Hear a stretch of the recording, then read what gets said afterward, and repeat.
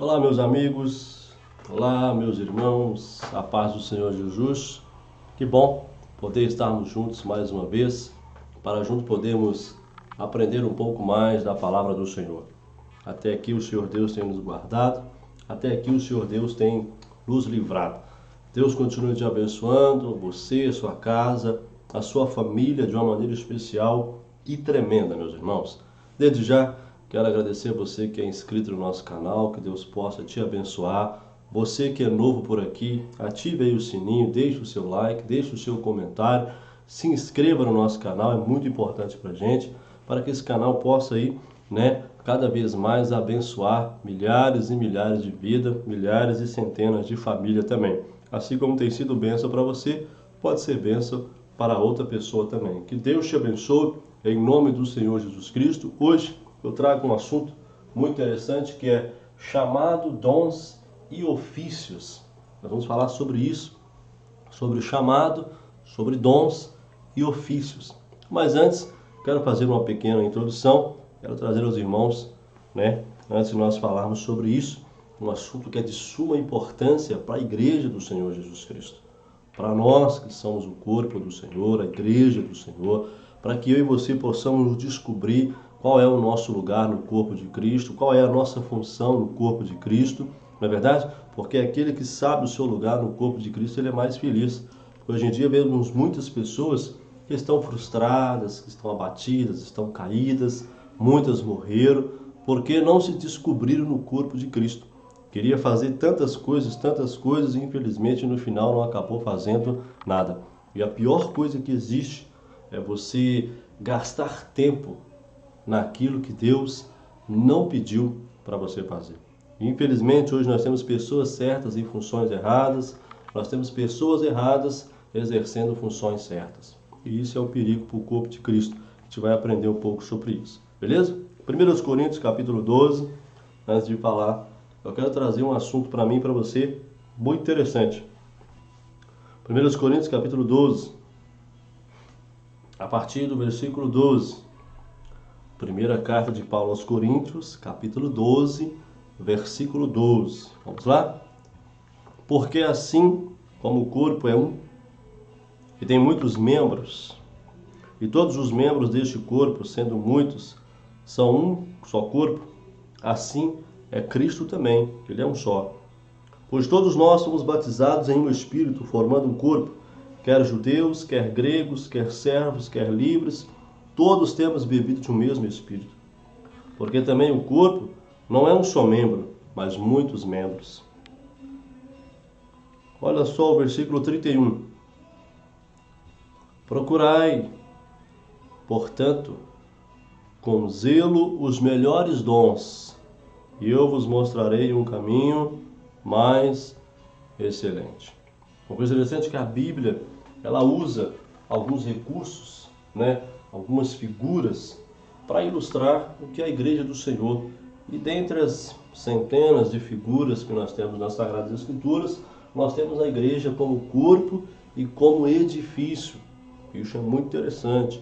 Nós temos essa figura da igreja como um corpo, um organismo vivo, como um edifício que está em constante construção, tem os seus devidos andares, cada coisa funcionando no seu devido andar. Isso é muito interessante para a gente. Olha só, são muitas figuras utilizadas pela Bíblia para referir-se à igreja. Dentre elas destacam-se o corpo e o edifício, revelando-nos as facetas da vida eclesiástica e do plano de Deus para ela. A igreja como corpo são feitas duas afirmações básicas aqui. Olha que coisa interessante. Primeiro, o corpo de Cristo é formado por todos os crentes. Todos os crentes. Todos nós formamos um só corpo, uma só igreja mística, invisível, corpo de Cristo. Somos verdadeiramente salvos e não que estão apenas filiados a alguma denominação. E isso é interessante porque esse corpo místico de Cristo não tem carteirinha, não tem denominação, não tem divisão, beleza? São formadas por pessoas salvas, da pessoa bendita de nosso Senhor e Salvador Jesus Cristo. Mais do que fazer parte do rol de membros de uma instituição eclesiástica, seus nomes estão escritos no livro da vida. E olha que coisa interessante. Efésios 5:30 diz que porque somos membros do seu corpo. Que corpo? O corpo de Cristo. Cristo é a cabeça deste corpo e nós, os seus membros. Cada membro tem a sua função. Segundo, este corpo forma a igreja universal. O que é a igreja universal? A igreja mística, a igreja formada por todas as etnias, por todos os continentes, nos 4 cantos da terra, nós temos a igreja do Senhor. É uma reunião de todos os salvos, todos os eleitos em Deus, em Cristo Jesus para a salvação. É os salvos de todo mundo que fazem parte desse corpo, independentemente do lugar, da língua, da nação, da cultura. Na verdade, é chamada de igreja universal, por isso que ela está é o corpo místico de Cristo. E sempre, como a gente fala de referência à igreja de Cristo, como corpo de Cristo, ela está sempre com o I maiúsculo, diferente da igreja local, aquela comunidade local, que tem o seu nome, tem o CNPJ, aquela coisa toda, né? Tem todas as suas funcionalidades jurídicas ali, né? Com I minúsculo. Né? E a igreja com I minúsculo nos remete ao quê? A igreja local, a igreja institucionalizada, que tem ali, né? Tem todo o seu processo, o mecanismo de funcionamento, não é verdade? A gente vai ver isso mais para frente para a gente entender um pouco sobre isso. Vamos ver um pouquinho sobre a biologia do corpo de Cristo. Nós vemos isso aqui do capítulo 12, do versículo 12 ao versículo 27. Não lemos tudo porque é muito grande. Mas a gente vai ver a diversidade dos membros. Olha que coisa interessante. O corpo é um, mas os membros são milhares, centenas e milhares. Centenas e milhares. Isso implica dizer que todo cristão genuíno possui, no mínimo, um dom espiritual. Todo cristão em Cristo, ele tem direito aí, pela Bíblia, ter pelo menos um dom espiritual. Não é verdade? Pelo menos um dom espiritual, que deve ser usado no contexto da edificação da igreja, já que, figuradamente, cada membro do corpo orgânico realiza determinada função. Né? O pé tem uma função, as mãos têm outra função, as pernas têm uma função, o joelho tem uma função, o cotovelo tem uma função, na verdade os braços têm uma função, na verdade, né? O ouvido tem uma função, os lábios, a boca tem uma função, o nariz tem uma função, os olhos têm uma função, não é verdade? Cada um tem a sua função, mas devemos lembrar que nenhum crente possui todos os dons, o que nos coloca numa relação de interdependência, ou seja, um depende um do outro. Um depende do outro. Isso a gente vai ver isso mais para frente aqui. Dessa maneira estabelecida por Deus, o crescimento espiritual é algo alcançado somente no âmbito da coletividade e na relação de pessoas tão diferentes que só o Senhor para mantê-las unidas. Eu sou diferente de você, você é diferente de mim, nós somos diferentes, mas ambos nos completamos. Ambos dependemos um do outro, eu dependo de você e você depende de mim, e ambos precisamos e dependemos de Jesus, que é o cabeça da igreja, não é verdade? O nosso lugar no corpo de Cristo é determinado exclusivamente por Deus. E isso que é muito interessante a gente ver aqui, que nos concede os dons conforme a sua soberana vontade. Ele dá os dons. Olha que coisa interessante no versículo 11. Mas um só é o mesmo Espírito e opera todas essas coisas, repartindo particularmente a cada um como quer. Ou seja, é o Espírito Santo que dá o dom a cada um como ele quer. Tendo em vista o quê? O aperfeiçoamento, a edificação mútua um dos outros no corpo de Cristo para a glória de Deus. Somos tendenciosos ao quê?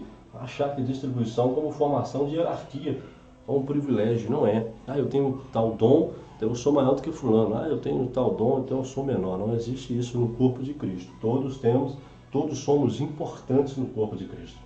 Não é verdade? Então tem gente que acha que porque ele tem um dom, ele é mais espiritual do que o outro. Mas não é bem assim, não é verdade? Não é bem assim. Esse pensamento revela uma grande falácia, já que os dons são serviços prestados a outros. Isso é que é interessante, que os dons espirituais é para servir ao outro, para servir ao próximo, nunca para servir a si mesmo. Não é verdade? O dom é sempre para servir ao outro, sempre para servir ao próximo. Os dons são dados para isso, para servir ao próximo, para edificar o outro, para edificar ambos no corpo de Cristo, beleza? Então nós temos vários dons e apenas maneiras de cada um deve participar nessa edificação. O que precisamos descobrir é qual é a nossa colocação aonde? Neste processo. Qual é? Já que nenhum cristão está excluído nele. Então devemos nos achar. Aonde é que eu estou? Onde é que eu me encaixo? Não é verdade? Nossa atitude de autossuficiência, achar que pode tudo sozinho, não dá, não é verdade? Isolacionismo, pessoas que se isolam, que se fecham, não é verdade? Ou indiferença, são fruto da terrível natureza pecaminosa. Isso é fruto de pecaminosidade. Isso é fruto da nossa natureza. Nós temos essa tendência em nos isolar, em achar que somos autossuficientes, na verdade, em ficar sozinho, ou sermos indiferentes ao outro, pensar apenas na gente, não é verdade? São os maiores empecilhos para que a igreja cresça. Então nós temos aqui a autossuficiência, o isolacionismo e a indiferença. Isso faz com que a igreja não cresça. Pelo contrário, faz com que a igreja venha regredir, nunca crescer. Isso causa muitos danos ao corpo de Cristo. Temos muitas pessoas machucadas por causa disso. Não é verdade? Vamos continuar? Tem alguns cristãos que creem não precisar da igreja, mas na verdade são estes que mais precisam dela. Já viram? Tem aí o movimento aí dos desigrejados, não é verdade? Os desigrejados. Mas não é sobre isso que nós vamos falar, não. Vamos focar aqui. São críticos, estão insatisfeitos, mas alguns fazem muito pouco para ajudar. Devem estar conscientes de que Deus criou a igreja e que devemos uns aos outros. Sendo assim, meus dons espirituais e talentos são o quê? São o quê? São instrumentos para que a graça dele chegue aos corações mais sedentos e necessitados. Cristo é a cabeça e nós os membros do seu corpo. Na verdade, ele nos conduz nesse processo que tem como propósito a maturidade. Isso é interessante. No corpo de Cristo, quando nós trabalhamos um com o outro, nós chegamos a ter o quê? Maturidade. Nós temos crentes maduros. Infelizmente, que nós temos hoje uma grande parcela ainda são meninos, são crianças e alguns, infelizmente, são carnais. Não é verdade? Vamos continuar. Cristo é a cabeça e nós os membros do seu corpo. Ele nos conduz neste processo que tem como propósito a maturidade. Mas para que alcancemos este alvo, todos devemos estar trabalhando juntos para alcançarmos a maturidade. Uma igreja madura é uma igreja onde todos os seus membros trabalham com um só propósito, todos juntos, todos unidos, trabalhando para a glória de Deus.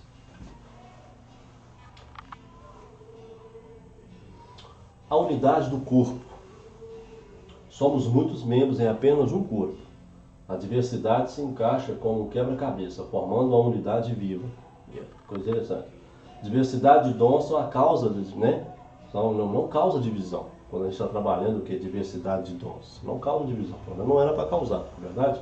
Orgulho e egoísmo, aí sim, causa divisão no corpo de Cristo. Os dons são diferentes, assim como a nossa personalidade e história de vida. Cada um tem uma história, cada um tem uma personalidade. Um é sanguíneo, o outro é melancólico, um é fleumático, não é verdade? Assim, cada um tem ali a sua personalidade, tem a sua história de vida, cada um tem uma maneira como Deus o chamou, como Deus trouxe, como o Evangelho o alcançou, não é verdade? Mas nem de longe são responsáveis por uma igreja dividida. Muito pelo contrário, é neste ambiente diverso que trabalha a graça, unindo-nos a Cristo e tornando-nos um com Ele. Na o quê? Nós vemos aí na diversidade. E essa diversidade trabalhando em unidade, não é verdade? Fazendo-nos perceber que o Senhor pode ministrar em nossa vida através de alguém tão diferente de mim. Não é verdade? Esta é a beleza e a singularidade da igreja. Olha que coisa interessante. Pense por um momento no amor de Deus por pessoas. Nós, no caso, tão diferentes dele. Somos tão diferentes de Deus e assim, infinitamente diferentes. Mas ele nos ama. E ele te ama, meu querido amigo. Viu?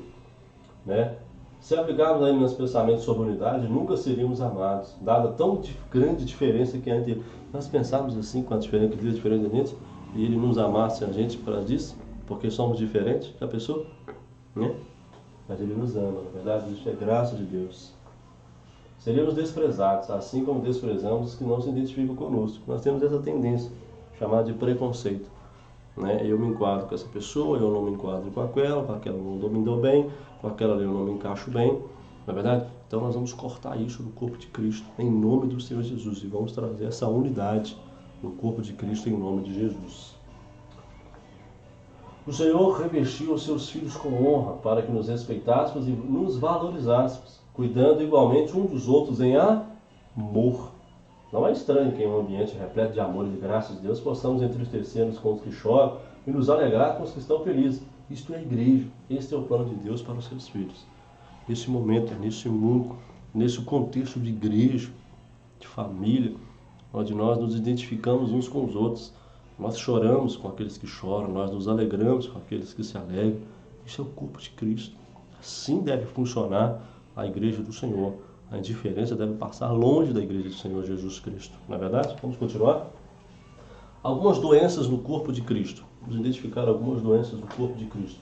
Tomando como analogia o corpo de Cristo, podemos descobrir 3 doenças que, assim, tem mais, mas apenas 3 destacamos agora, que atacam a igreja e que precisam ser evitadas, precisam ser curadas, sanadas no corpo de Cristo. A primeira doença que nós temos é a quebra da unidade. A quebra da unidade. Normalmente é causada por uma pessoa nos seguintes sintomas. Primeiro, acha que tem sempre razão e não gosta de assumir os seus erros. Conhece pessoas assim? Que tem sempre razão e quando erra não assume o erro, põe a culpa no outro. Ela acha que ela tem sempre razão, que ela que está certa, e quando acontece alguma coisa errada, a culpa é do outro. Ela nunca assume a responsabilidade, ela nunca chama a responsabilidade para ela. A culpa é sempre do outro. Outra pessoa que acha que a sua opinião, que quer que a sua opinião prevaleça e gosta de formar seguidores. Aquelas pessoas que gostam de manipular, Tem ali as panelinhas, não é verdade? Ela acha que a opinião dela que deve prevalecer e ela está sempre formando seguidores para ela. Vamos pular um pouquinho. Atém-se a detalhes irrelevantes, Só aqueles tipos de pessoas que comem mosquito e engolem camelos. Já viu? Pessoas que pegam aqueles detalhes tão pequenos, aquilo ali faz uma tempestade no copo d'água, fica bicudo, não é? Fica cabisbaixo, fica desgostoso, injuriado, já não quer mais voltar, quer entregar a carteirinha. Conhece pessoas assim? Pois é.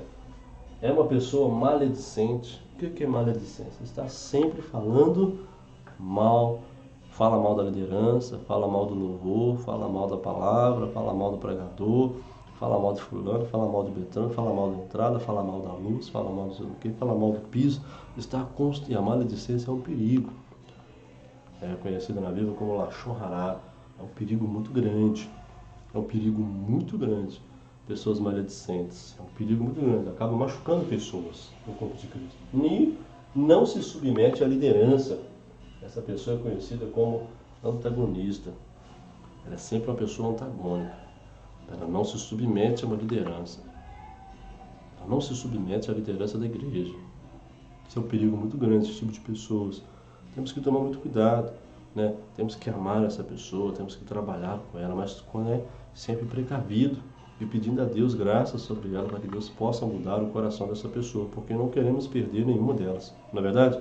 Então esse tipo de pessoa, isso é um tipo de doença, é a quebra da unidade. Isso pode trazer doenças, à igreja, ao corpo de Cristo. A fórmula para se resolver a questão é a seguinte. Primeiro, a unidade deve ser reafirmada pelo arrependimento, pelo perdão, constantemente, falando sobre arrependimento, levando a pessoa ao arrependimento, pedindo perdão, perdoando. Esse é o ambiente da igreja, não é verdade? Sendo submisso à liderança da igreja, ainda que não concorde,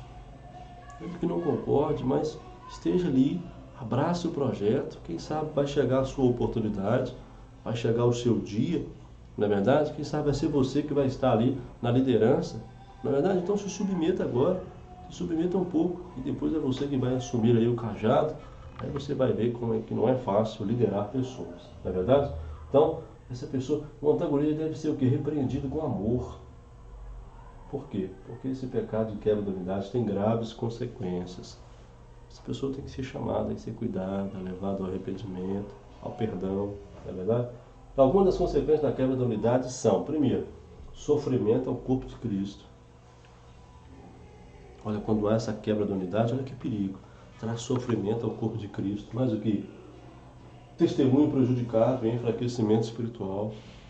Fica a igreja mal vista, fica a liderança mal falada, né? As pessoas olham e falam, não, ali acontece isso e isso, fulano me falou que ali é assim, assim, assim. Olha que perigo, né? Olha aonde que isso pode chegar, as proporções que isso pode levar, não é verdade? E mentiras e maledicências são portas abertas para quem? Para o diabo. Para o diabo. Está fazendo a função, o trabalho do diabo. Falando mal, mentira, não é verdade? Previna-se contra a quebra da unidade. Primeiro, mantenha-se no serviço e estimule os outros. Esteja sempre ali, né? Se envolva nos trabalhos da igreja, aquilo que mais, né, te atrai, aquilo que você gosta mais de fazer, não é verdade? Tenha uma vida de oração e meditação na palavra. Quem está em oração e meditando na palavra não tem tempo para maledicência, não tem tempo para ficar olhando erros dos outros, a vida do outro. Na verdade, ele está sempre ali em oração, intercedendo, buscando a Deus e meditando na palavra, né? Tome cuidado com as más influências, né? Com inveja, com amargura, raiva, ira, com certas contendas, né? E quarto, tome as medidas necessárias caso haja o quê? Problemas. Aí entra você que é líder. Não deixe empurrar com a barriga, porque isso no final pode ser trágico demais, pode ser irreversível muitas das vezes. Segunda doença que nós temos no corpo de Cristo, insensibilidade. Insensibilidade. A pessoa, quando se torna insensível, perde sua ligação com os outros, pois quando o corpo sofre, ela não sofre com ele. Como reconhecer alguém sensível? Olha que coisa interessante. O insensível é sensível somente às suas necessidades. Ele se preocupa só consigo mesmo. Ele não vê além do seu umbigo. Ele está preocupado apenas com ele. E está insensível aos outros que estão ao seu redor. Primeiro, pensa somente em si. Tudo que ele faz é pensando em si. Olha, eu fiz isso, eu fiz aquilo. Ah, se não é eu, se eu não estou ali, se eu não tomo decisão. Não é? Não executa seu serviço no corpo de Cristo. Não cresce espiritualmente. Já viu? Tem as pessoas assim, que entra ano e sai ano e está no mesmo lugar. Pois é, é difícil de ouvir as pessoas, né? Quando uma decisão precisa ser tomada, nunca pensa no que é melhor para todos, né? Às vezes pensar no que é melhor para os outros significa sacrifício pessoal, não é verdade? Olha que coisa interessante, não se torne insensível. Como? Esteja perto das pessoas, não como juiz, mas como servo. Esteja ali para servir ao outro, não é verdade? Lutamos contra a insensibilidade com o quê? Com sensibilidade. Seja sensível, né? Seja sensível. Esteja sempre perto de Deus. E como a gente está perto de Deus, né? Estando perto do próximo. A sensibilidade com oração. E tenha um coração de quê? De servo. Uma coisa interessante é que o insensível ele cai em um grave erro, que é a incapacidade de ouvir os outros, afastando-se de Deus da comunhão. Então, a manifestação do pecado é o que? É a ausência da comunhão. Já viu aquela pessoa que esse mês toma ceia, outro mês não, um mês toma, 2 meses não, ele vai esporadicamente na igreja, apenas está ali e tal, mas ele não quer saber de nada, não quer se envolver de nada. Isso é um perigo muito grande, né? Inatividade. É uma outra doença no corpo de Cristo que nós vemos nos dias de hoje, né? E nós vimos lá a quebra da unidade, insensibilidade, e agora nós temos o que? Inatividade. É outra doença, é aquela que nos faz colocar sobre as costas dos outros, uns poucos, a responsabilidade de toda a igreja. Não é verdade? É como no jogo de futebol, onde tem 22 jogadores e mais de 2 milhões de espectadores. Você vê que diferença. É gritante, 22 jogadores ali, mas ao redor do mundo inteiro tem mais de 2 milhões de pessoas assistindo aquele jogo. É para você ver. Não é verdade? Características do inativo. Qual é a característica do inativo? Primeiro, para ele, ser cristão é ir ao culto e nada mais. Ele é um religioso. Vai ali, cumpre com suas obrigações, devolve o dízimo, dá a sua oferta regularmente e, boa, já fez sua função, vai para casa, tranquilo, se preocupa só com ele, boa. Está sempre indisponível, ocupado demais o tempo todo. Sempre quando procura ele para fazer alguma coisa no corpo de Cristo, para ajudar, ele nunca está disponível. Sempre tem uma desculpa, sempre sai fora, arruma um jeito, né? está pronto para receber, mas não para dar. Ó, conhece gente assim? Fala demais e trabalha pouco. Conhece gente assim? Que fala, mas na hora de fazer não faz praticamente nada? É um inativo. Ativando o inativo. Como é que a gente ativa esse tipo de camarada? Gente, procura esclarecer a verdade como serviço para conduzir ao que? O arrependimento. A necessidade de trabalhar, a necessidade de ajuda, né? De valorizar e ser valorizado. Não é verdade? Mostra a bênção de servir a Cristo. Como é que nós servimos a Cristo? Servindo ao próximo, servindo ao nosso semelhante. Orem por ele, não é verdade? Ajuda a descobrir o seu dom. Tem um dom, ele tem um chamado, na verdade, tem algo ali para fazer. Designe para algum serviço, né? E mantenha um diálogo que aberto, seja transparente, né? Com essa pessoa. Precisamos, né, evitar essas doenças para quê? Para que o corpo de Cristo possa se desenvolver de forma saudável, não é verdade? Agora nós temos outro também, a igreja como edifício. A igreja como um edifício, né? A casa, ela possui um alicerce, né? Olha o que diz Efésios 2, do 19 ao 22. Assim, pois, não sois mais estrangeiros, nem forasteiros. Antes sois concidadãos dos santos e membros da família de Deus, edificados sobre o fundamento dos apóstolos e dos profetas, sendo o próprio Cristo Jesus a principal pedra da esquina, na qual todo edifício bem ajustado cresce para templo santo do Senhor, no qual também vós justamente sois edificados para seres o quê? Moradas de Deus no Espírito. Olha que coisa interessante, nós temos um crescimento gradual aqui. Primeiro, nós somos o quê? Edifício. Então nós temos três características de crente aqui. Nós temos aquele que é edifício, nós temos aquele que é templo e temos aquele que é morada. Quem é o edifício? É aquele que está sendo edificado, está crescendo na fé, está começando agora, está conhecendo, né? Aos pouquinhos está caminhando, sendo conduzido por alguém, né? Está sendo ali, né? Ajudado, aconselhado, discipulado, né? Ele está sendo edificado. Ninguém mora no edifício em construção. Você vai, trabalha às 8 horas e volta para casa. No edifício ninguém mora, porque está o quê? Sendo edificado, está em construção. Mas tem pessoas que sobem de nível. Qual que é o nível? Templo. Qual que é o templo? É aquela pessoa que ela vai na igreja, ela sente a presença de Deus, ela sente a graça de Deus, ela faz algum serviço para Deus ali, ela está disponível, ela exerce um serviço, porque a adoração é isso, é serviço. Ela faz o seu serviço ali diário no templo, sente a presença de Deus, a presença do Espírito Santo, ela glorifica, ela profetiza, ela canta, ela tem salmos, tem cânticos espirituais, ela ministra sobre a vida dos outros, mas depois é só ali. Mas tem uma outra pessoa que é morada. Ninguém mora no edifício em construção. Ninguém mora no templo. Mas a morada do serviço você vai para onde? Para sua casa. Da igreja você vai para onde? Para sua casa. E esse aqui é a morada de quem? Morada de Deus. E esse tipo aqui já é uma pessoa madura. É uma pessoa que adora a Deus no trabalho, dentro do ônibus. Está constantemente ali, né? Adorando, ou seja, servindo a um, servindo ao outro, né? Adora na empresa, né? Ele evangeliza, ele dá uma palavra de consolo, de exortação, ele coloca para cima, ele exorta, ele ensina, ele redargue, ele está constantemente, porque ele já é o quê?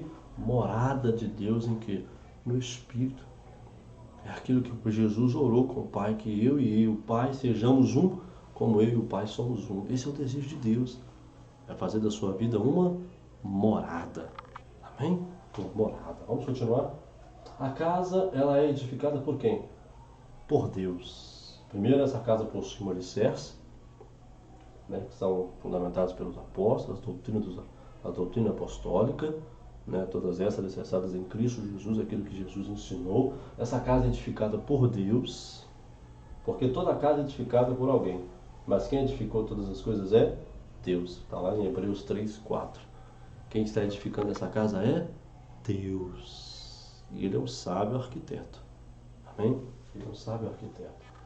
Primeiro, terceiro, todo edifício é feito para alguém. Ninguém constrói uma casa para deixar ali. ao léu. Toda essa casa é construída para alguém. Vai ter um morador, não é verdade? Porque se nós somos cooperadores de Deus, vós sois lavoura de Deus, edifício de Deus. Ou seja, é Deus quem mora em nós. Por isso que o edifício pode ser um templo ou uma casa, mas nunca um banco ou um teatro. Vai, fechou as portas, não tem mais ninguém, o teatro acabou, o show, fechou, não. Nós não. Nós somos morados de Deus. Terminou o culto, Deus continua com a gente.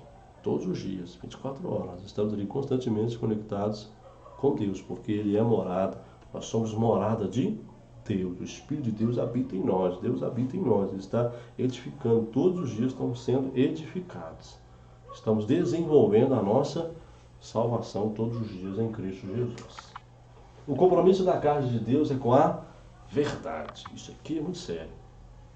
Escrevo-te essas coisas, embora esperando lhe ter em breve, para que no caso de eu tardar, saibas como deve proceder aonde?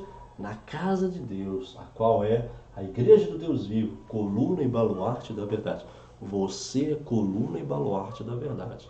Não é a denominação A, B, C, não. Você é coluna, olha que coisa interessante, baluarte da verdade.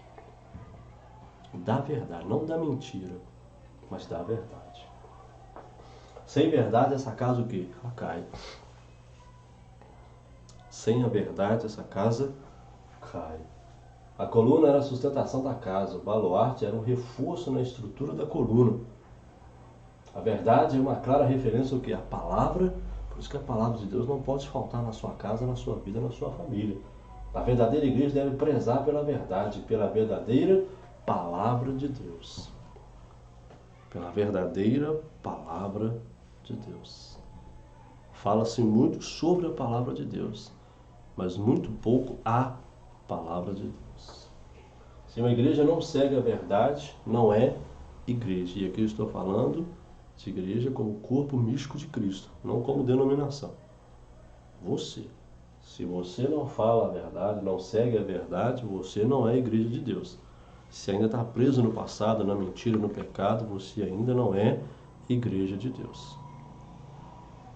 Porque o pecado na vida daquele que é a igreja de Deus, ele é gradual, ele acontece acidental. Não é mais aquele pecado cotidiano, rotineiro. Você não está preso mais à lei do pecado, mas à lei do Espírito. Então o pecado na minha e na sua vida, né, deve ser um acidente, não algo que é contínuo, rotineiro, constantemente vivendo em pecado. Não é. Beleza? O objetivo da casa de Deus, olha 1 de Pedro 2,5, diz assim: vós também, com as pedras vivas, sois edificados como casa espiritual, para ser de sacerdócio santo, não sacerdote, sacerdócio santo, a fim de oferecer sacrifícios espirituais aceitáveis a Deus por Jesus Cristo. Então, essa é a função. O objetivo aqui que nós vemos é duplo. Primeiro, sermos sacerdotes, sermos sacerdócios, ou seja, ministros. Ou seja, pode ser encarado como a responsabilidade de levarmos as pessoas até o quê? A presença de Deus. Essa é a nossa responsabilidade. Primeiramente, levar a nossa família aos pés do Senhor. Porque o sacerdote, ele assume essa função. Ele representa o povo diante de Deus. E você tem que representar a sua família diante de Deus, os seus filhos diante de Deus, o seu esposo diante de Deus. Porque você é igreja de Deus. Você é sacerdócio santo. Você é ministro santo para levar essa pessoa, essa família aos pés do Senhor. Sermos santos, ou seja, possuímos uma vida reta diante do Senhor. Não é ser canonizado depois que morre, mas é uma vida separada. Separada de quê? De tudo aquilo que não agrada a Deus. É odiar tudo aquilo que Deus odeia e amar tudo aquilo que Deus ama. Isso é ser santo, isso é ser separado. Beleza? Vamos lá. Os sacrifícios espirituais podem ser encarados como? Primeiro, estão de acordo com a vontade e os padrões de Deus. Esses são os sacrifícios espirituais. São os sacrifícios que estão de acordo com a vontade e o padrão de Deus.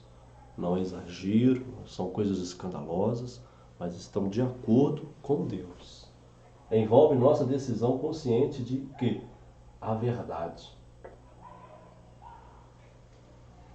A nossa decisão é o quê? A verdade. Nós queremos nada mais do que a verdade. Nós buscamos a verdade. Corremos de tudo aquilo que é escuro, tudo aquilo que é mentira, tudo aquilo que é enganoso. Nós estamos atrás da verdade. Terceiro, ser espiritual é ser conduzido, ou seja, controlado pelo Espírito. Isso é ser espiritual, é ser controlado pelo Espírito de Deus. E quando somos controlados pelo Espírito de Deus, já não há mais lugar para as obras da carne. Mas agora o que? O fruto do Espírito é produzido em nossas vidas. Amém, meu querido? Em nome de Jesus. Aí fica uma pergunta. Quando oferecemos sacrifícios que não são espirituais a Deus? É possível oferecer a Deus sacrifício que não seja espiritual? Podemos oferecer um louvor não espiritual ou fazer uma oração carnal a Deus? Com certeza sim. Com certeza sim. Então devemos tomar muito cuidado com isso, que tudo que nós fazemos deve ser o quê? Em espírito e em verdade. Problemas na construção. Da mesma forma que no corpo de Cristo tem doenças, na construção tem alguns problemas, né? Na construção, que devem ser evitados. Como no corpo há doença, o edifício de Deus também pode existir falhas na construção. Isso não é da parte de Deus, mas é nossa. Principalmente nós, como líderes, que Deus nos colocou na Igreja de Deus, principalmente para nós, a nossa responsabilidade. Olha só, né? Ou seja, porque a gente não compreende o que é e sobre o que fundamento deve ser a igreja. Primeiro, dois problemas que nós devemos precaver. Quais que são? Fundamento errado. Você fundamentar essa igreja no fundamento errado. Em usos, em costumes, em coisas humanas, passageiras, coisas relativas. Não é verdade? Né? Mas o nosso fundamento deve estar o quê? Em Cristo Jesus e na doutrina dos apóstolos. Não podemos edificar a igreja em nossas vidas ou outro fundamento que não seja esse. Na verdade, a igreja deve estar baseada aqui na palavra de Deus. Não é no costumes de A ou B, mas na palavra de Deus. Não é no apóstolo, na apóstola, ou sei lá, o que seja que tem por aí, mas na palavra de Deus. O fundamento da igreja é fundamentado na palavra de Deus. Estrutura errada. Então nós temos fundamento errado e estrutura errada. A igreja deve funcionar de maneira bíblica. O que a igreja faz deve estar de acordo com os padrões de Deus. Não o que dá certo, mas o que é certo. Hoje em dia nós vivemos um problema muito sério, porque as nossas igrejas têm se tornado um comércio, púlpito, um balcão. A palavra de Deus é uma mercadoria e os membros têm se tornado meros aí, né? Consumidores, meros clientes, e tem para todos os gostos. Tem aquela igreja que, não, temos milagres, aqui nós temos isso, aqui nós temos isso, aqui nós temos aquilo. É a gosto do que nós temos que apresentar o quê? A palavra de Deus. Então, ou seja, tudo deve funcionar de acordo com a Bíblia Sagrada. Deus me deu uma visão, mas tem que estar pautada na palavra de Deus. Não, a minha igreja funciona assim, não, essa igreja não é sua, a igreja é de Cristo Jesus. Já começa errado por aí. A igreja é de Cristo Jesus. A igreja pertence a Deus. Pertence a Deus. O que a igreja faz deve estar de acordo com os padrões de Deus. Suas programações, projetos, encontros, retiro, tudo deve estar biblicamente correto. Tudo deve estar biblicamente correto. Precisamos avaliar sempre a estrutura da nossa igreja e o seu funcionamento, pois muito do que fazemos pode não ser da vontade de Deus. Isso aqui é muito sério. Nem tudo que nós fazemos, muitas vezes, é a vontade de Deus. Muita coisa que a igreja hoje em dia tem feito não tem sido a vontade de Deus. Hoje nós temos uma liderança que está partindo para o lado de gerentes. São gerentes administrativos. Nós queremos fazer aquilo que dá, né, que dá ibope, dá status, dá lucro financeiro. Estamos abrindo mão da verdade, mão da palavra. Na verdade, o hedonismo está tomando conta da igreja. Muitas pessoas querem prazer a todo custo. Hoje se faz tudo, não se pergunta se é certo, pergunta se dá certo. Se dá certo, Deixa o pau quebrar. Não é verdade? Então tem aquelas pessoas que têm medo do número. Então vive ali aquela comunidade pequenininha, raquítica. Por outro lado, tem aquelas pessoas que idolatram os números, faz de tudo para ter grandes quantidades. Isso é muito perigoso. É muito perigoso para a gente. Beleza? E aqui a gente vai terminar aqui nosso encontro de hoje, porque a gente vai falar sobre dons, sobre a chamada, né? A gente vai falar um pouco sobre isso, sobre o chamado, dons e ofícios. E eu quero te convidar a estar comigo no nosso próximo encontro. Em nome de Jesus, não perca este estudo. Tem muita coisa boa para a gente, muita coisa boa para o seu coração, para a sua vida. Lembre-se, você é corpo de Cristo. Cuide bem do seu corpo. Cuide bem da igreja do Senhor. Você é edifício de Deus.